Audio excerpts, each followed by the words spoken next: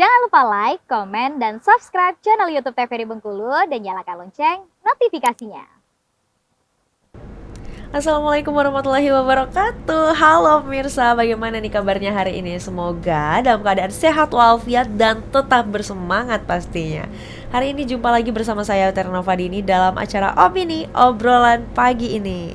Nah pemirsa, di episode kali ini kita akan membahas nih mengenai hobi yang dijalankan dengan setulus hati hingga bisa menghasilkan cuan. Nah, hobi apakah itu?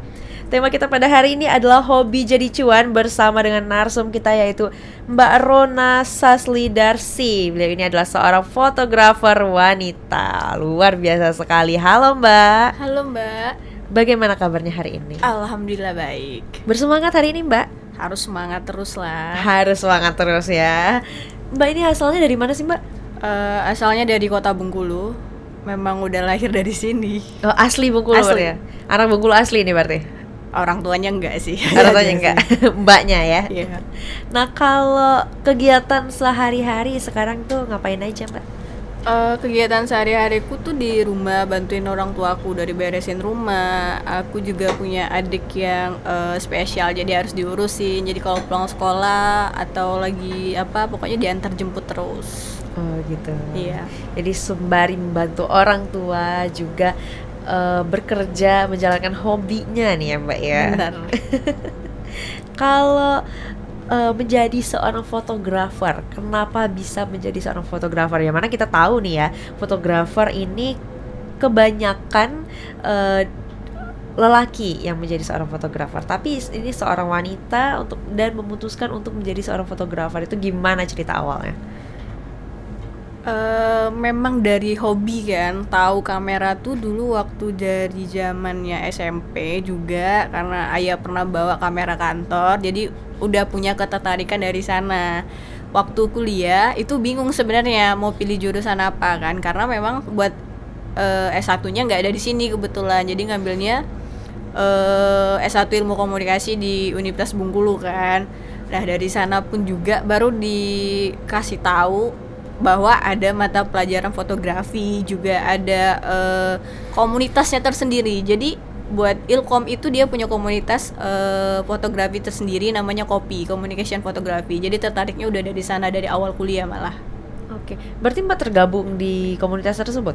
Tergabung, dan di tahun 2015 di Hima itu sendiri saya itu Hima ya? Iya, di Himanya ada. Di Himanya itu menaungi komunitasnya. Jadi kemarin tuh di tahun 2015 kebetulan jadi anggota Hima, saya juga yang jadi kabat di badan itu tuh sendiri. Oh, kepala bidangnya ya. Oke. Nah, itu untuk menjadi seorang fotografer tentunya kan nggak bisa asal jepret nih. Itu ada ininya nggak sih Mbak, kayak latihannya gitu-gitu? Kalau latihan itu lebih ke kayak kita hunting gitu, jadi lebih mengetahui kameranya itu dulu apa. Jadi kameranya lebih sering dipegang kayak gitu kan, mulai dari ISO, terus adventure, shutter speed itu kita harus tahu. Baru nanti abis dari sana kita pindah belajar angle gitu kan. Nah, baru bisa, editing. bisa mengerti tentang ISO dan lain-lain itu gimana Mbak ceritanya tuh? Belajar sendiri sih, otodidak. Dari mana belajarnya? Atau kalau sekarang banyak belajar dari YouTube, media sosial dan lain-lain? Kalau dulu karena masuknya komunitas, jadi di komunitas belajar, jadi seniornya yang ngajarin. Oke, jadi mulai belajar di komunitas itu ya pas di SMP itu sebatas hobi-hobi aja gitu. Sebatas hobi aja, pas ngeliat ya udah asal jepret kan. Oh yang ini bagus ya udah difoto, udah. Iya.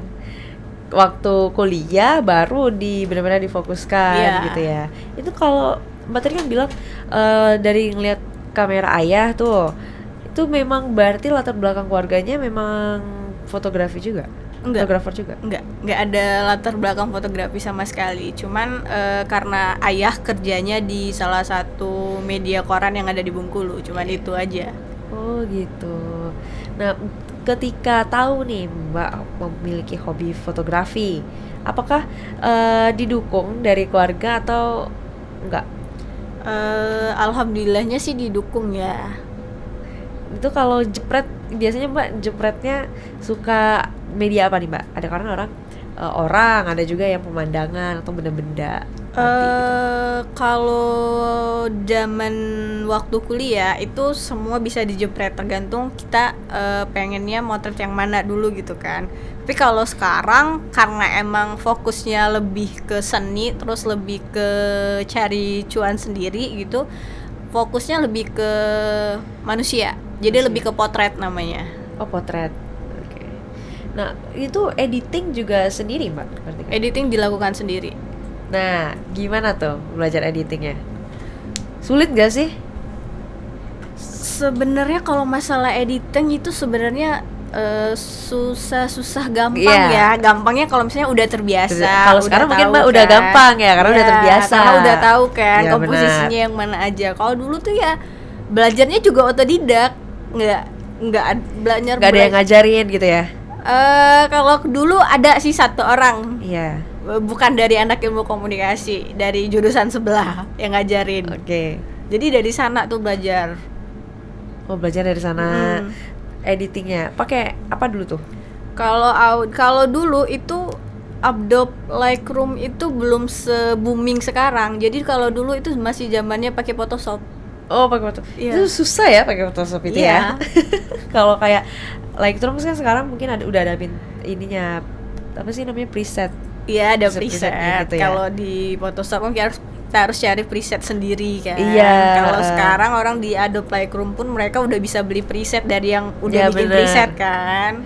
Nah, kalau kita bahas mengenai editing dan juga mengambil foto, mengambil gambar, itu yang lebih susah yang mana, Mbak?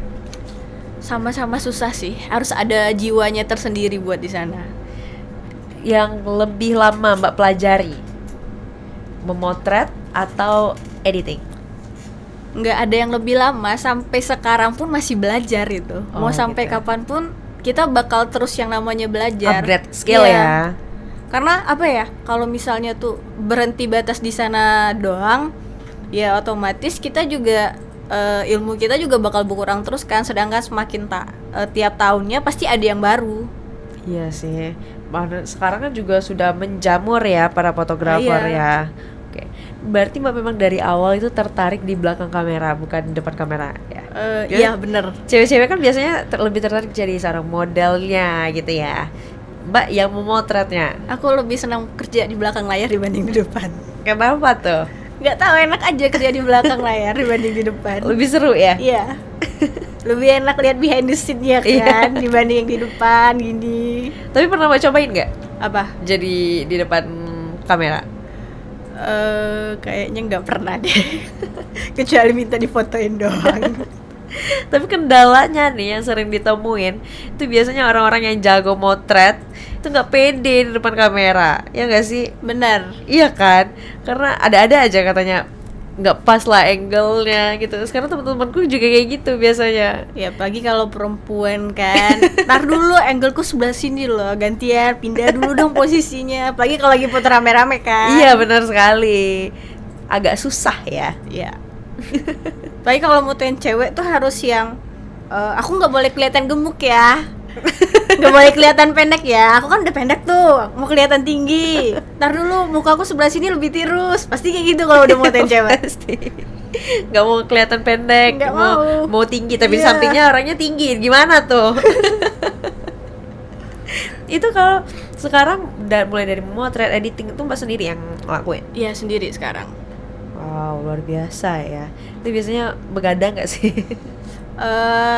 Kalau lagi banyak begadang, apalagi kalau lagi nggak ada moodnya. Kan kalau lagi mau ngedit itu benar-benar harus ada moodnya. Kalau enggak ya kok feelnya nggak dapet gitu, kok warnanya kayak gini, kok berubah, kok gradingnya gini, pasti kayak gitu mikirnya. Terus butuh waktu lebih lama lagi nanti. Jadi memang moodnya tuh harus dicari baru ngedit. Gimana caranya menciptakan mood itu? Bisa dengerin lagu, atau misalnya lagi suntuk di rumah ngeditnya di luar. Terus Oh, gitu. Nggak bisa fokus ya kalau di luar ya? Enggak, Oh, enggak. cari tempat yang sepi, jangan yang rame. Oke. Itu. Berarti cari suasana baru gitu Iya, ya. benar. Kalau mau ngedit. Oke. Kalau ada nggak sih Mbak jam-jam tertentu? Mungkin kalau motret kan mungkin nggak di malam hari ya. Mm-mm. Tapi kalau kayak ngedit gitu ada jam-jam tertentu nggak sih Mbak yang dicari? biar lebih apa ya, lebih bagus hasil editannya mungkin. Kalau buat editing sih di aku sebenarnya nggak ada jam-jam tertentu sih. Balik lagi ke rutinitas. Kira-kira itu mengganggu atau enggak gitu kan. Terus Iya. juga misalnya kalau misalnya pagi lagi sibuk berarti bisanya free-nya siang, ya udah siang edit gitu. Udah. Di apa ya? Dibagi aja waktunya. Oh, bisa memanage waktunya ya gitu. Tapi kalau dengan apa ya, dengan pekerjaan rumah tuh gimana tuh? Nggak bentrok? Enggak, kan pagi yang ngerjain rumah, siang sampai sore malam free, ya udah kerjain aja. Itu kalau misalnya turun ke lapangan untuk motret gitu, itu Mbak sendiri atau ada tim? Tergantung mereka mau fotonya apa dulu. Biasanya Iya. kalau wedding kita ada timnya tersendiri kan, karena nggak mungkin tuh wedding serame itu kita turun sendiri. Pasti ada 2 sampai 4 orang yang turun, karena kan kalau di wedding ada foto ada video kan. Iya benar. Terus kalau misalnya lagi motoin wisuda kan, kalau lagi rame terus itu kan jamnya pasti ada yang bentrok, gak mungkin sama kan. Itu pun juga pasti ada tim yang turun. Oke. Tim turun itu, tapi tim itu cuma untuk membantu apa tuh Mbak? Mereka Perannya tetap bantuin Mbak? yang motret, editingnya balik ke aku. Oh, Oh, gitu. Jadi mereka bantu motret, editnya balik ke Mbak lagi. Bener. Oke. Nah itu punya tim sejak kapan? Punya tim sejak 2018. 2008, udah lama juga Iya. ya. Bener-bener ngemotret, ambil job itu sejak kapan sih Mbak? Kalau ngambil job sendiri itu dari 2017 sudah ambil. Oh 2017 sudah Udah ngambil ambil. job ya? Iya. Tapi kalau sebelum-sebelumnya emang udah pernah kerja juga gitu, masih tetap di belakang layar. Oh pernah kerja di belakang layar, di apa tuh Mbak? Jadi apa? Jadi fotografer juga di salah satu surat kabar yang ada di Bengkulu. Oh gitu. Berarti itu Mbak magang ya atau gimana? Enggak, emang jadi freelance di sana gitu. Sambil kuliah berarti? Sambil kuliah. Wow luar biasa ya. Jadi udah terbiasa ya untuk membagi waktu gitu Udah. ya. Oke. Nah kalau apa ya, bisa menjadi fotografer waktu itu di surat kabar itu gimana ceritanya Mbak?